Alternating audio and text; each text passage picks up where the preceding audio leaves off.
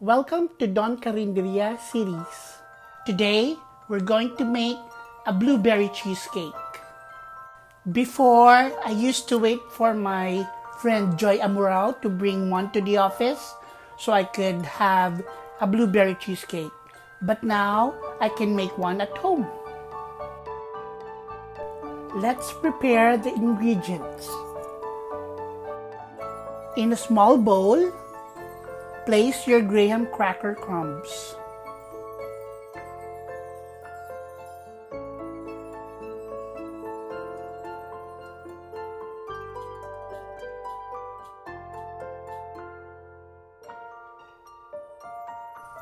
Add some white sugar. If you don't have white sugar, you can substitute it with brown.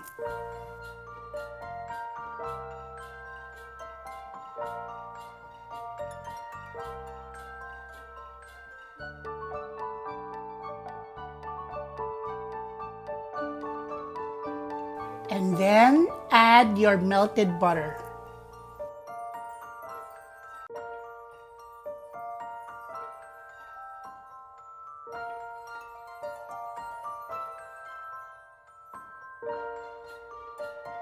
After mixing everything together, set it aside.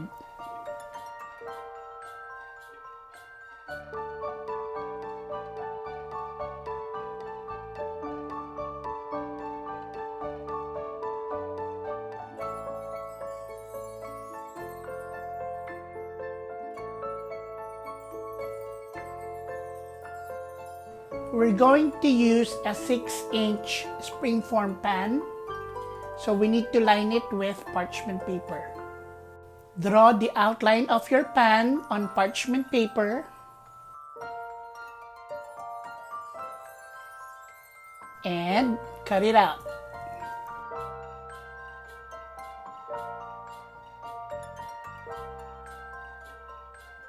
Line your pan with the parchment paper you just cut.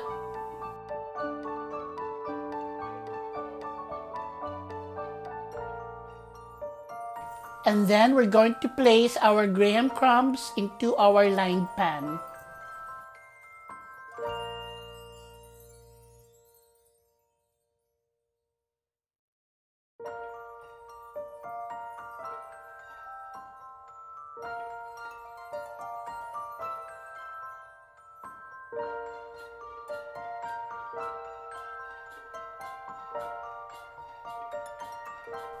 Using the back of your spoon, spread the graham crumbs out, press it down, repeat.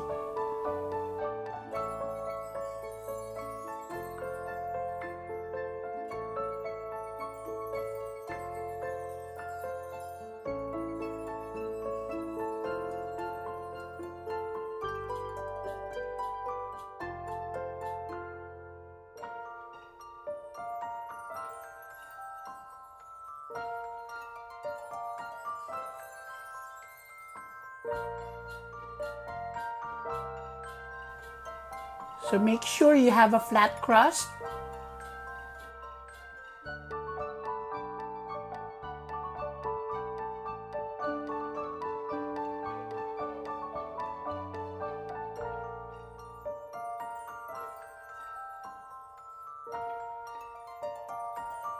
Cover your pan and then chill for a few hours.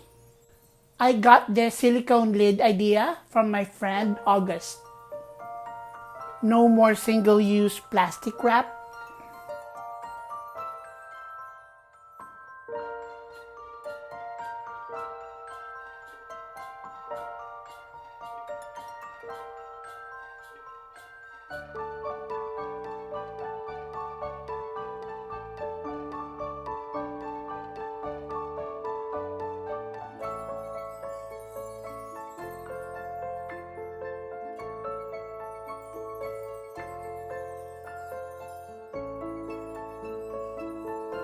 Please like and subscribe to my YouTube channel. Thank you very much. Using a big bowl, mix your cream cheese first.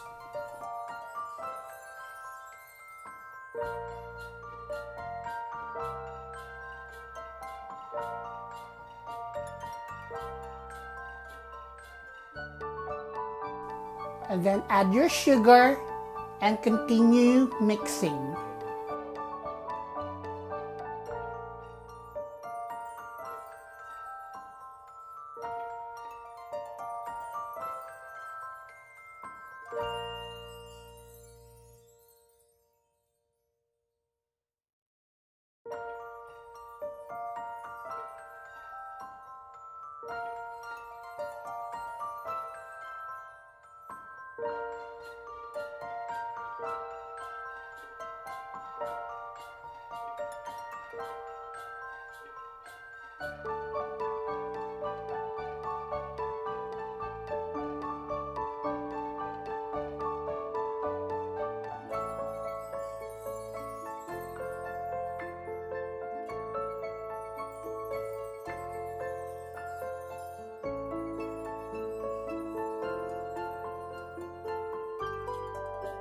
Add your 2 eggs, but be sure to add 1 egg at a time.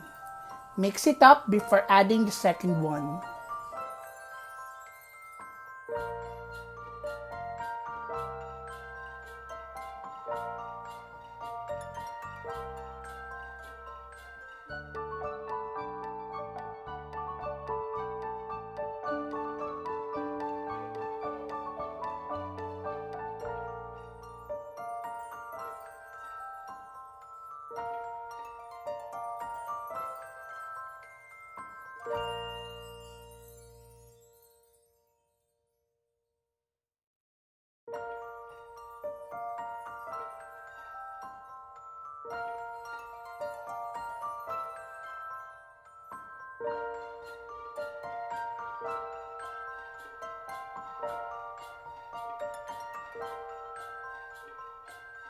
Next, we'll add our cream.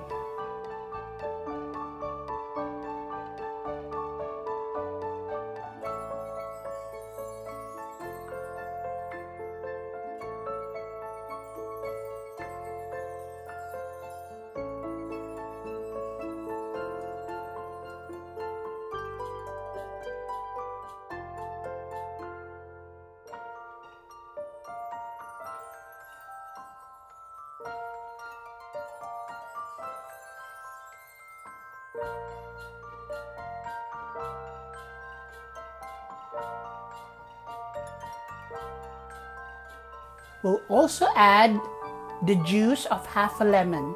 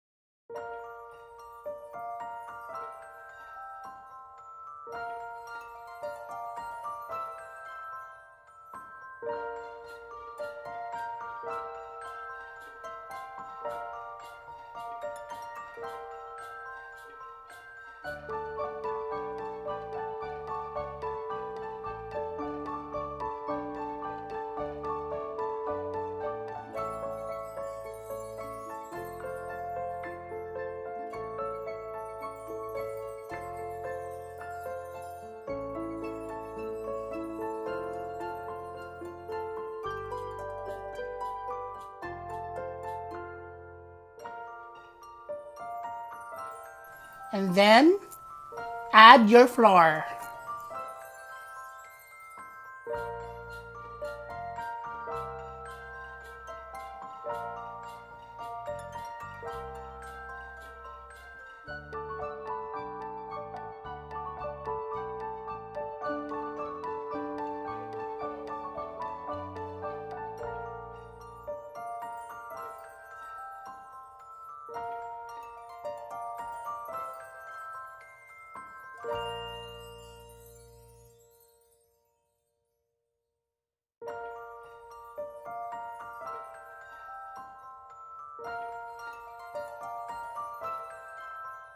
Mix it up until everything is incorporated.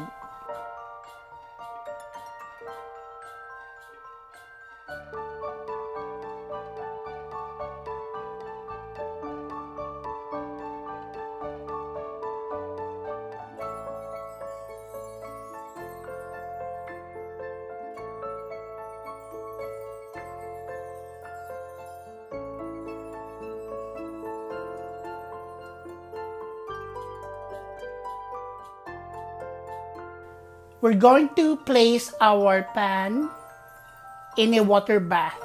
So cover the bottom and the side with aluminum foil.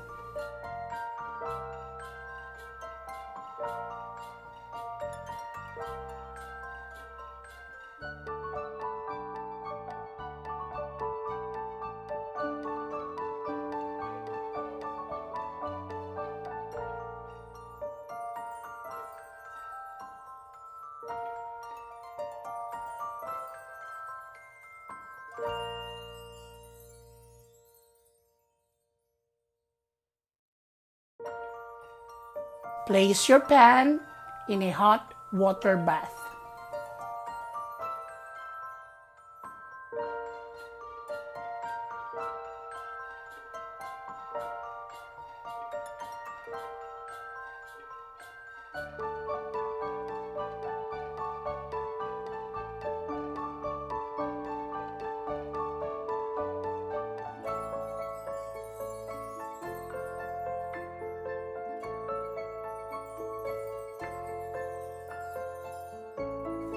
And don't forget to place your cream cheese inside.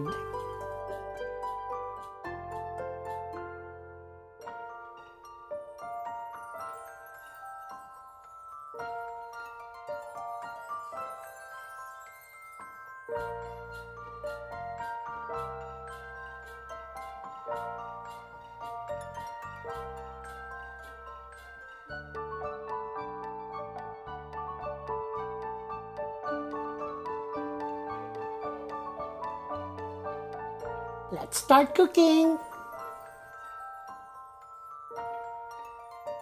Bake your cheesecake at 400 degrees Fahrenheit for 10 minutes. And then lower the heat at 325 degrees and bake for additional 30 to 40 minutes. Leave your cheesecake in the oven for an hour.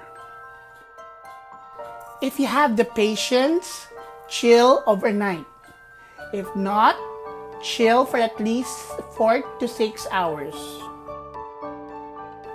It is time to top our cheesecake. Get it from the fridge.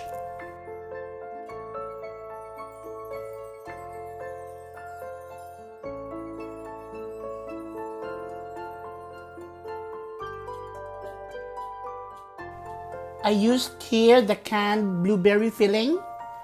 So open it up and then top your cheesecake with the blueberries.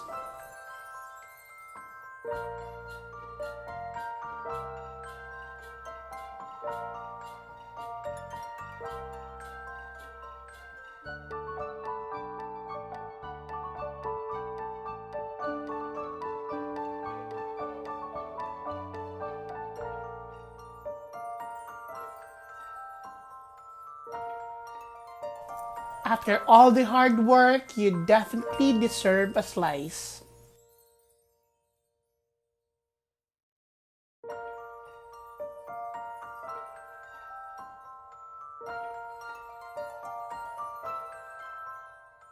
Enjoy your cheesecake with your cup of joe.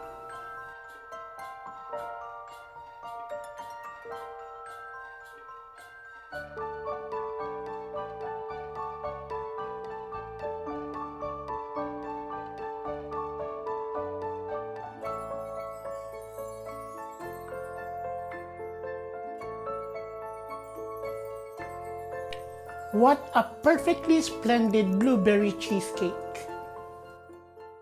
Thank you for watching, and don't forget to like, comment, and subscribe to my channel.